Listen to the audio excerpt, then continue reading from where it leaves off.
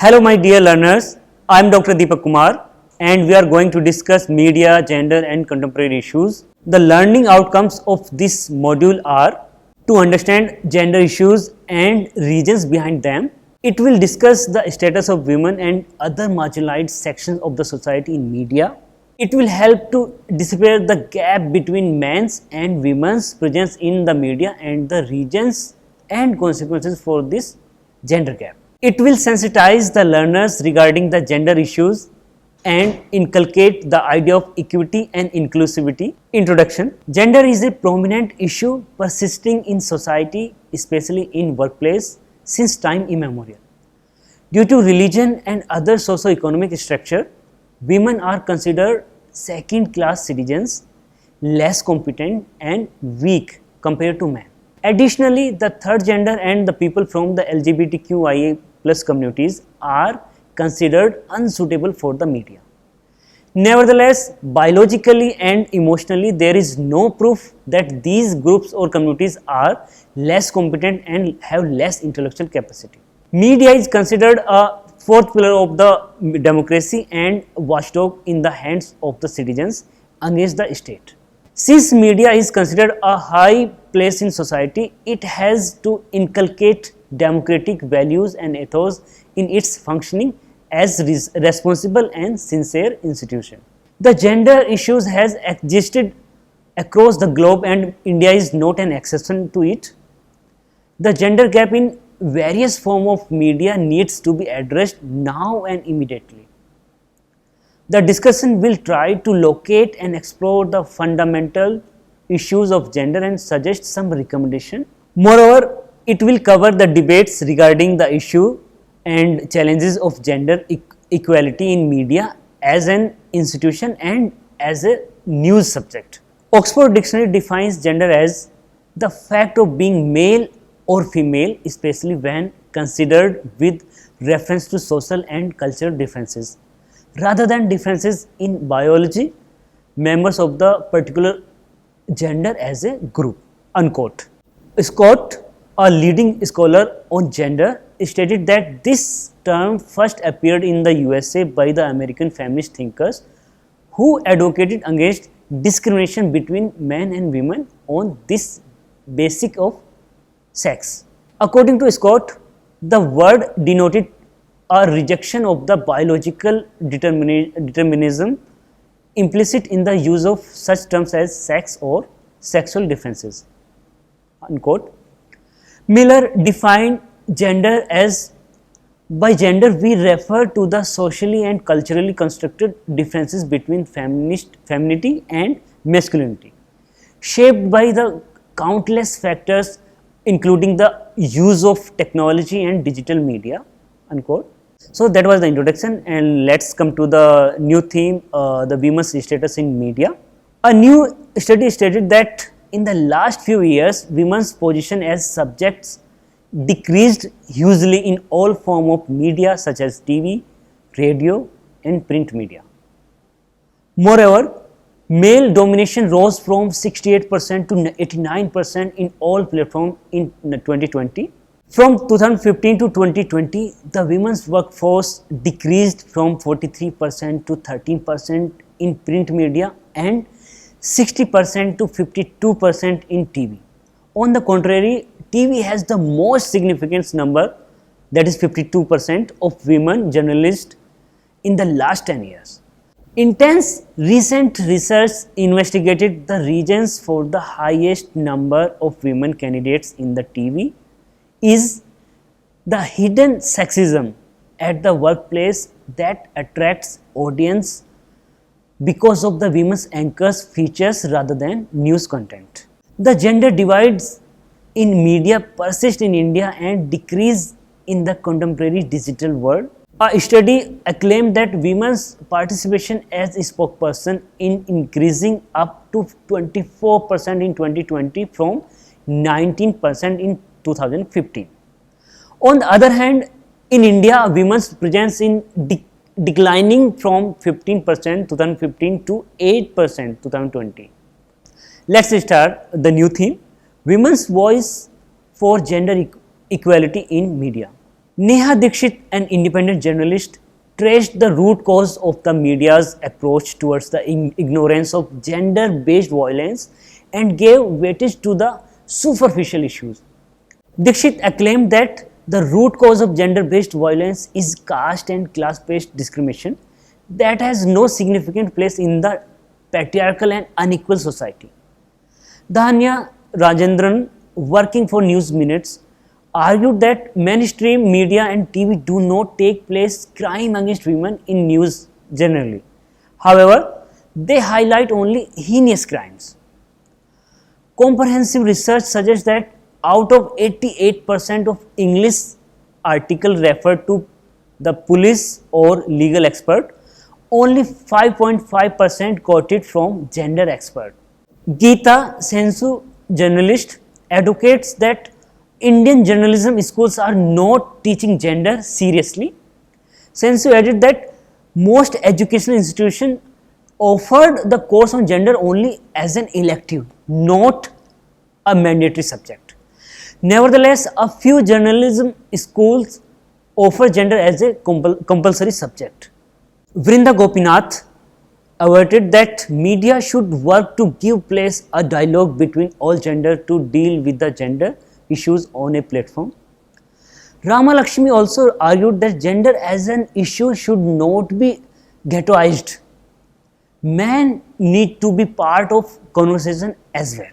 Muralidharan advocates that media is only focusing on a few cases.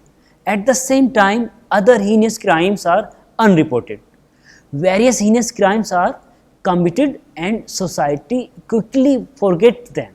However, only a few incidents are highlighted by the media and become part of the debate.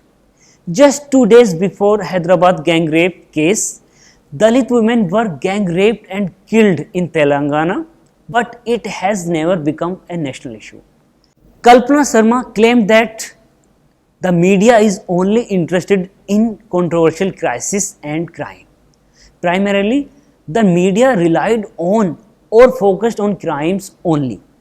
If a low crime occurs, they slightly focus on controversial and crisis in society rather than cover the relevant contemporary gender issues. So let's discuss the new theme, gender in emergency time. Generally, gender disparity exists in normal times, but in extraordinary times it enhances exponentially and creates a huge gap. For instance, in war, riots, unrest or medical emergency, the presence of women has become invisible or less visible than in normal times. Women's presence in media.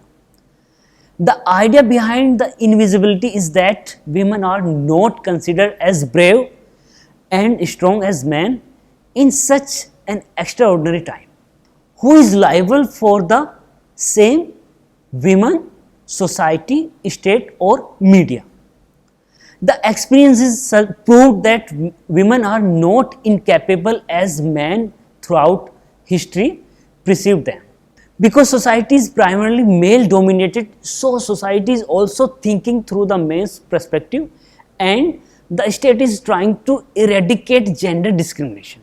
Then the media should provide a dignified place for women and other genders as responsible institutions.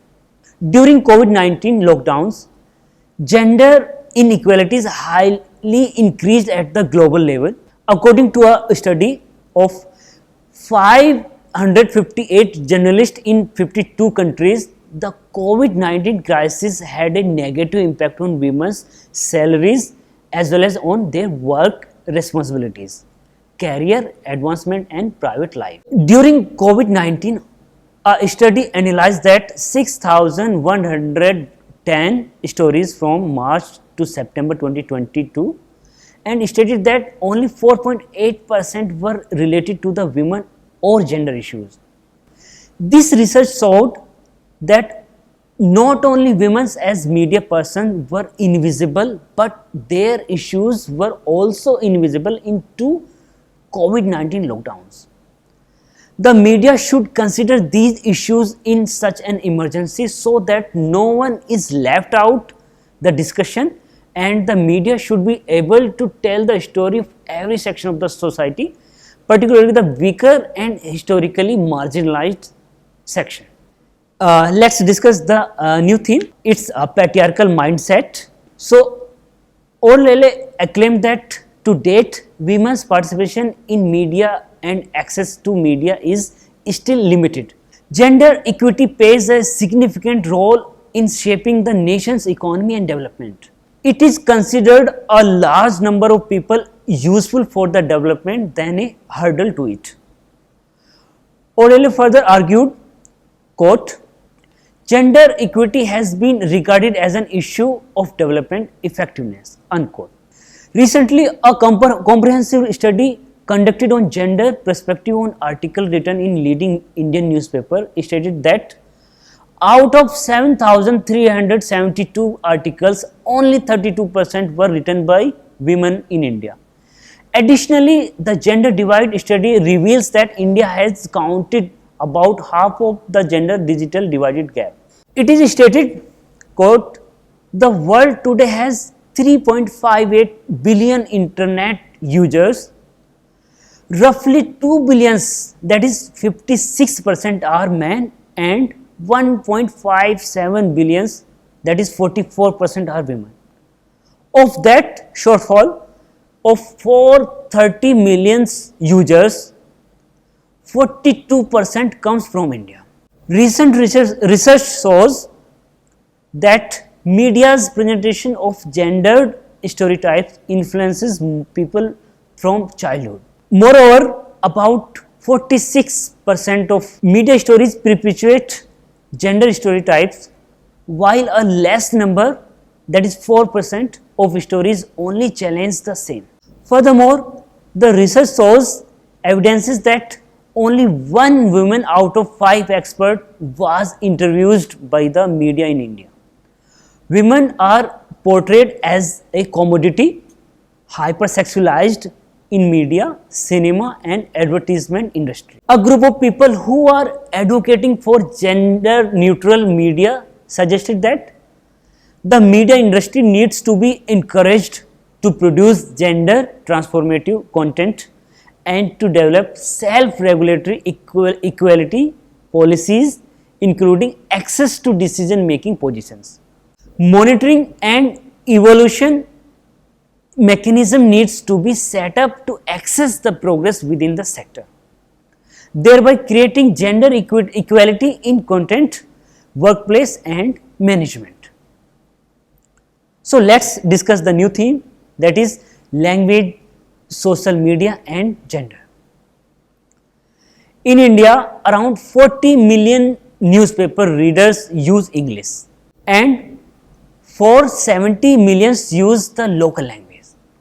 Most English language media is highly concentrated only the urban areas, where locals focus more on towns and rural areas. However, the English media does not cover the more significant conflicting issues because of the urban setting. According to a study conducted by Meta, it stated that India has about 500 million internet users. Out of them, 67% of users are men and 33% of users are women on language diversity. This study said that Indian women use 91% of English, 6% Hindi and 1% Bengali for online communication. Social media is an essential part of media and is essentially to human civilization today. To connect globally, it becomes an effective medium to reach out across the globe. It empowered ordinary citizens to fight against injustice and forced states to do right things. It helps the democratic process by providing adequate space for all voiceless and marginalized communities. Recently, it is social media that global movements happen, such as the Me Too movement and global warming. However, the question is, where is women's presence in the social media? It is beyond doubt that women are using the internet and particularly social media globally. However, women's number is quite significantly less than men's. It has happened because of societal structural setting that create boundaries for women to use technology and internet. The 2017 UNICEF report, that is digital gender gap, on internet users stated that India has an intensive gender gap because 29% of women only use the internet. It is further stated that in North India, the village panchayat and khap panchayats are imposing bans on internet use by bachelor and minor girls. Another study suggested that in 2019, Facebook reached around 258.27 million users in India. It has a massive gender inequality as 73.8 million men are only 23.5 million women are active in the age of 18 to 24 groups. According to the Twitter, India has a vast gender gap on social media platforms. On analyzing 23,350 tweets on political trending topics over a period of 8 years, it noticed that only 7.72% of tweets were by women, 46.15% by men, 34.83% by organization, news outlets and groups, and 11.30% by users who did not indicate their gender and remarked about marginalization of women in the political process. Blackley argued that social media would minimize the stereotype regarding gender issues and it would help society to be free from social construct assumption about gender. Women from urban spaces are considerable number in using social media than women from towns and rural areas. It has a highly patriarchal approach that prohibits women to not speak in public and front of men. This approach needs to be changed and society should provide equal opportunities for women to use all social media sites as freely as men enjoy. So let's discuss new theme, that is gender diversity and safe environment. So diversity is the essence of democracy and Indian society is full of diverse culture and people. The presence and participation of every social group in every prominent area and position could flourish society. Deliberately neglecting one or more groups from the mainstream culture and media would lead to an inequality and hierarchical society. A recent study, Oxfam India News Laundry report, reveals that horrifying data that majority of leadership position, around 90% in all kinds of media in India, is occupied by general caste people, while not a single person from the scheduled caste or scheduled tribe is heading the leading media houses. The media houses in India need to enforce the Sexual Harassment of Women at Workplace Prevention, Prohibition and Redressal Act 2013, that is POST Act, and National Legal Service Authority versus Union of India, that is NALSA judgment 2014 judgment, guidelines at workplace. The POST Act has a history of discrimination and harassment of women employees in the workplace. The first time the Supreme Court of India issued guidelines for protecting women in the Vishaka judgment was in 1997. The Vishaka guidelines were applied in all workplaces, public as well as private. Later, the POST Act validated the guidelines. However, the state and the non-state actors should have applied the NALSA guidelines more effectively. The state has enacted legislation, that is the Transgender Person Protection of Rights Act 2019.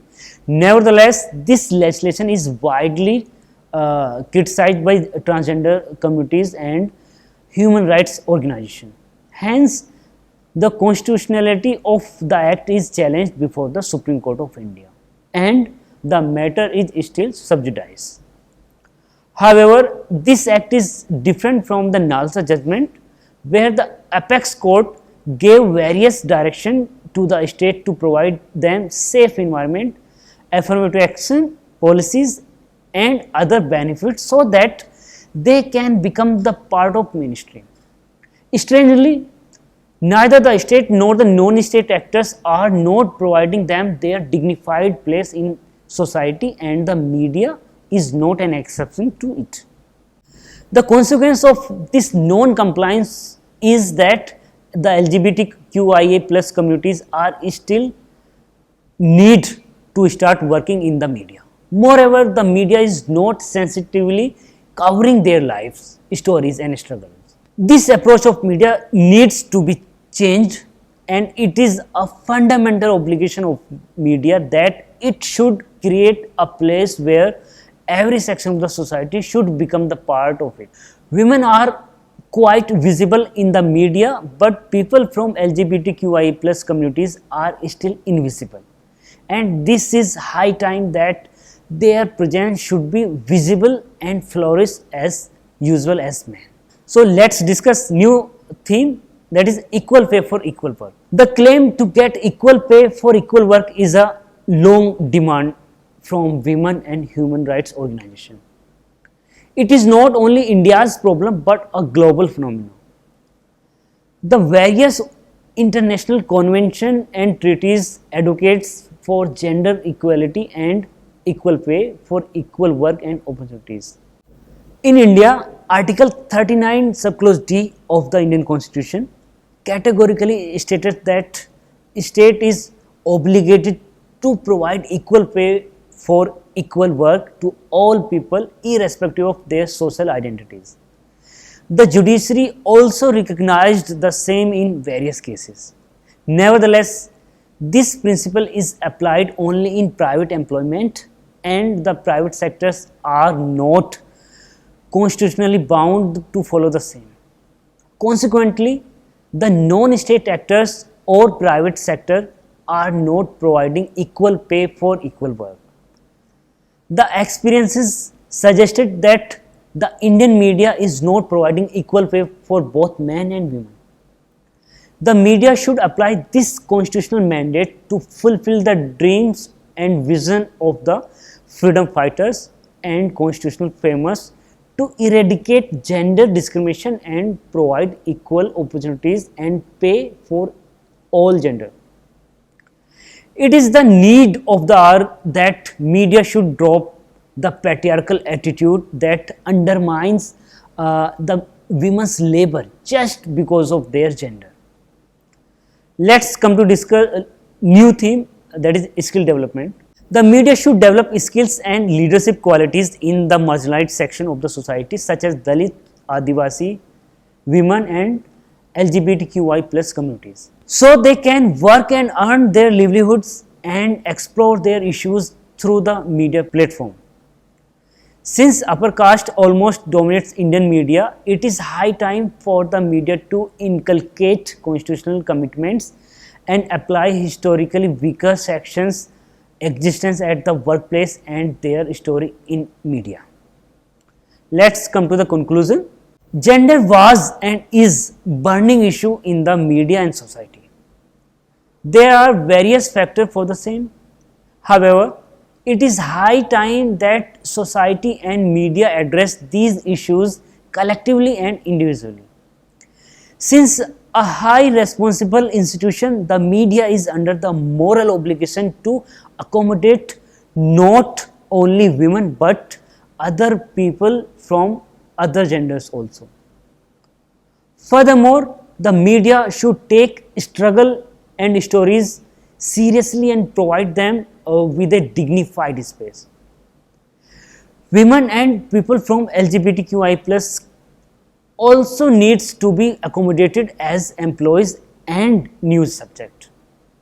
Equal pay for equal work is another solution to eradicate the patriarchal mindset of the society and media. The media should also provide them a platform where these people take training and learn skills and leadership qualities to become part of the mainstream and participate in nation building.